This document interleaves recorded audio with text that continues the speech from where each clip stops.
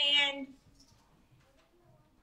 you were supposed to have gone through the list to see if you could find one of these reasons that you think could not be the reason something floats or sinks. And I gave you suggestions of how to do that. For example, air inside. If you could think of something that has air inside it and sinks, then that can't be the only reason things float or sink, right? Because everything that has air inside should sink.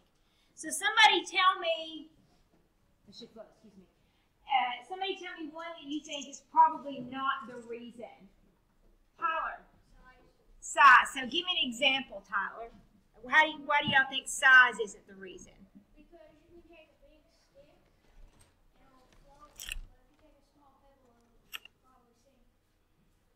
Well, no. I see what you're saying. So, hands down, we need to consider his idea first. Tyler's saying that if it's size, it should fit all the way across the board. He says he knows of big things that float and small things that sink. Can you think of an example like Tyler has?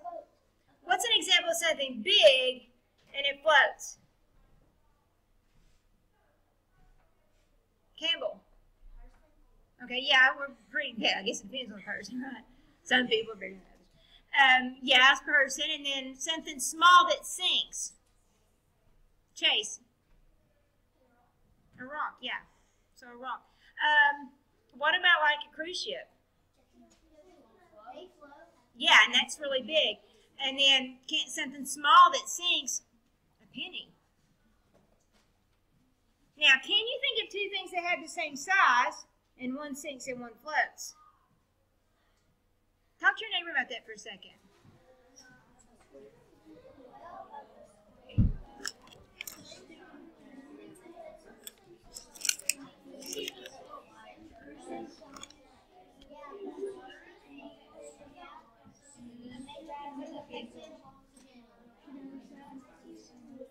Okay, back with me. Back with me, please. Eyes.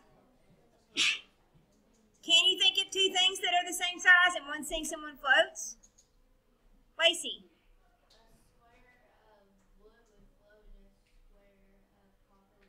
Okay. So we know that this can't be the only reason, right? There's something else going on.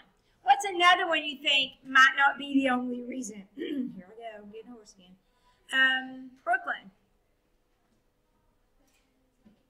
No, tell me another one.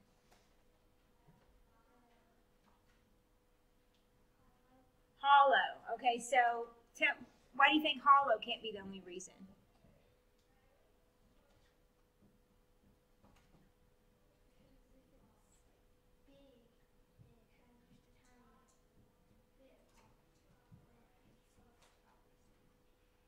So you're saying if it's big, it only has a little bit of hollow space in it, it would sink or float?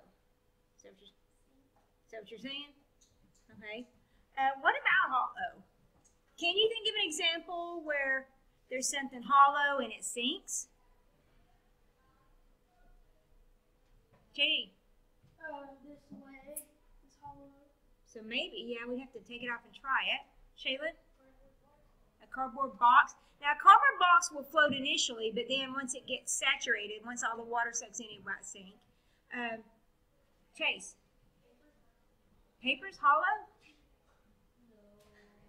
So, yeah, you need to be more descriptive. Like, paper, kind of like cardboard, would float at first, but once it gets wet, it'll sink. Mahi? A metal, okay. So, like, a metal ball that's hollow inside? What do you all think? Would that float or sink?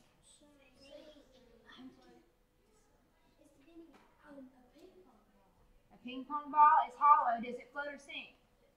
Yeah, so I want something, because most people, that's what they said. They said if it's hollow, it floats. So I want something that's hollow and sinks. Lacey? A mason jar? I think it floats.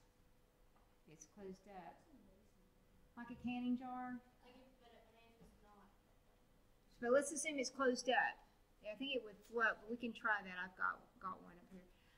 Alexis. A golf ball. Golf balls aren't hollow inside. Shaylin.